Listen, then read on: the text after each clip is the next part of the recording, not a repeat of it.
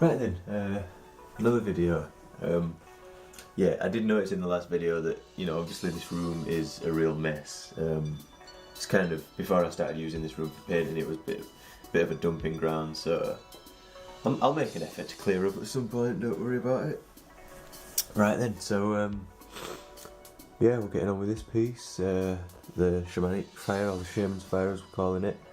As you can see, I've started to do the sort of dark shadow section with some of my homemade sort of black oil paint there. So we're just going to be working a little bit maybe on this side shadow now. Like, we'll probably just have time during this video to sort of do maybe one of these lines in shadow, or yeah, we'll get it started. We probably won't even finish one in a video. I've got this piece, which is obviously a piece in progress, lined up, and I think that is again, is that a spider? See that thing that's crawling there? It's a little spider.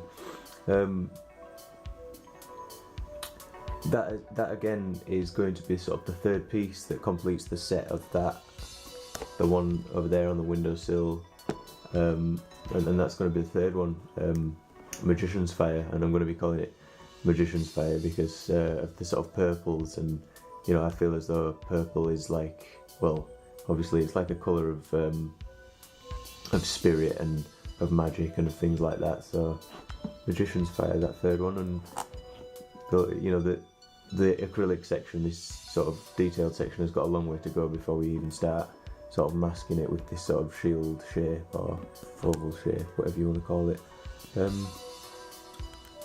So yeah, let's just crack on with a bit of this. Just gotta turn this other camera on. Oh no, I forgot to take the...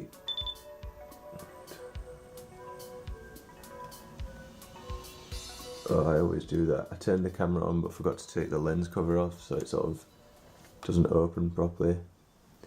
Try again.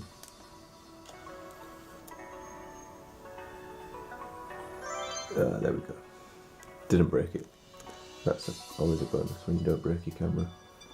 Just move that a little bit.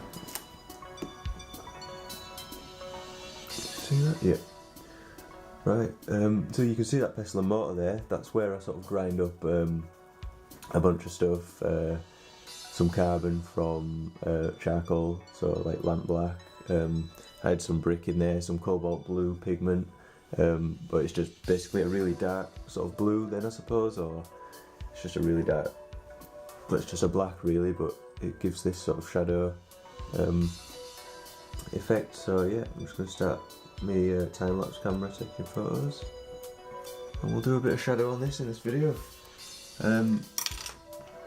Again, I haven't really prepared anything to talk about, but I think I've got to be quite careful when I'm doing this shadow stuff. I've got to concentrate quite a bit, so I'm not really going to be able to, talk about much, like a deep topic or anything like that anyway, because it's just, the little spider has been around all morning. Just because I've got to concentrate for this kind of thing, and talking might distract me, so yeah, I'll probably just put the music volume up a little bit in this video, or might have some ideas come to me. Yeah, I think, like, I am enjoying doing these pieces, but I think already this format, I suppose you could call it, that I want to apply to these three before we've got a set of three like that, I think it's already becoming maybe a little bit restrictive of what I'm doing. Like, perhaps I'd be better to just sort of abandon this now that it's sort of not abandoned, but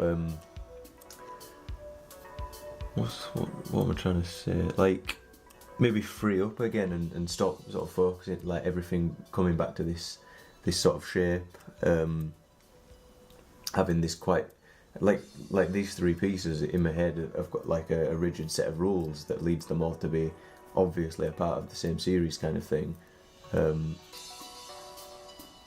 But already I'm thinking I've learned some things in these paintings, some of the sort of transparent whites that we've got into the black shadows. I really like some of these tube shapes that it's created, and I think, you know, to take that idea, you know, what we've learned here, and apply it maybe to more complex sort of tree patterns, or like some sort of landscape, maybe, I don't know, which there's a lot of potential with it that I'm perhaps not exploring in just sticking to these rules that we've got for these 3 pieces. But I think at the same time it is important to see your plans through, you know, to make your plans, don't make them too long. Like, it won't take me that long to finish this one, and that one that I've just shown in the background there, maybe a few days tops, you know, maybe even tomorrow.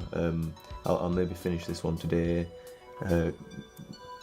get the majority of that one done tomorrow, and then maybe by Saturday I'll be done with these 3, and I'll be able to put them all side by side and see the set, and that'll be a really rewarding moment to see the 3 together as a set. That'll make it worth it, and I'll be able to sort of document that for me sort of journal work, and it'll be a good image, the 3 side by side, to write a bit about, and to sort of describe what I learnt in the 3 and how the 3 differ from one another, what I learnt from one to the next, and just what happened from one to the next. Not necessarily what I learnt, because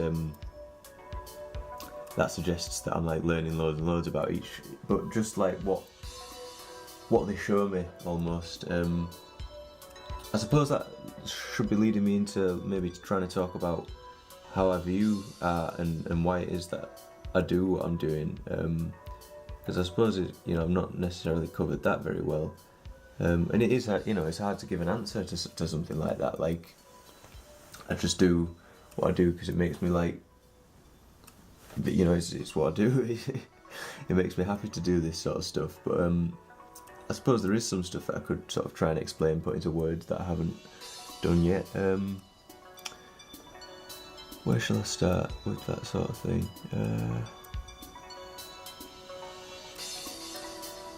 I think I said a few times, just in writing or whatever at uni, I think I've been, you know, quite clear that my interests are to do with psychology, and to some extent I'm interested in some philosophies as well. So very much sort of that psychological, philosophical interest stance. I've got, you know, those interests, and then I think when it comes to this sort of stuff, painting, it's almost, well, it's in part a tool. It's kind of my tool to explore my own psychology, and to try and understand, you know, the mind, and, you know, to relate to myself as a human being, sort of thing. But to call it a tool sort of totally reduces it as well. That, you know, you don't just want to say it's not just a tool for me to experiment, and it's also a thing in its own right. You know, it's its own artwork at the same time. It's not just my tool as a psychologist or whatever. You know, that's it'd be a bit silly to suggest that that's all it was. But maybe I can go a little bit down that avenue of explaining what I mean by that, seeing it as a tool. Right, so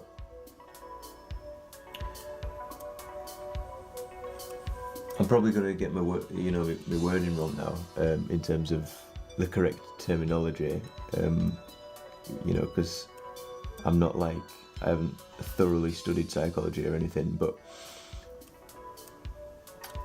let me try and understand. Let me try and explain what I mean by me looking into my own mind when I create these images, because these images are quite, for want of a much better word, abstract. I mean, that, you know, that word is the wrong word, because abstract means to be abstracted from something, and these aren't really abstracted from anything. These are just projections, really, of something that's not visual necessarily. It's not like I've gone out into the world and seen something that looks like this. Obviously it's an imaginative it's an imaginative creation, that's what it is. It's a projection of my imagination, and then,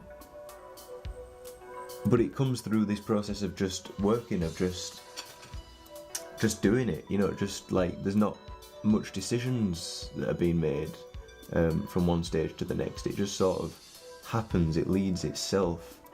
And then, okay, so you've got things like the Rorschach test, even things like tea leaf reading, cloud, you know, looking for pictures and shapes in clouds, all these things that are to do with us projecting our subconsciousness, or whatever you want to call it, into just, you know, like a matrix of visual imagery, such as clouds or tea leaves, or even things like palm reading have perhaps got a similar thing going on.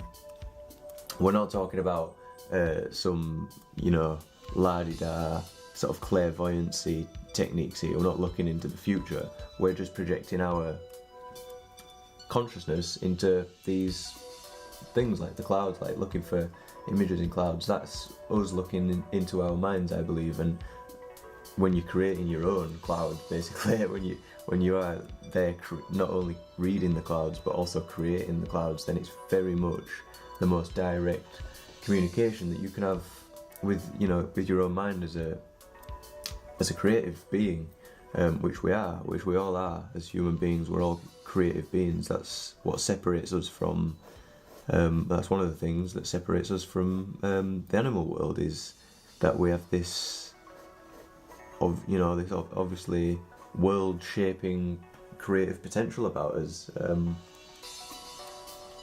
Let's see how long I've been talking for there. Whoa, already 12 minutes. Well, we'll have to pick up with this sort of conversation in the next video. I mean, I wasn't expecting in this video that I'd be going on about sort of these sorts of things in psychology, so I'll have to sort of jog my memory, and I'll have to read a little bit for the next video, and, you know, come back with some better consistent thing to say. So yeah, we'll catch up with this kind of thing in the next video, guys.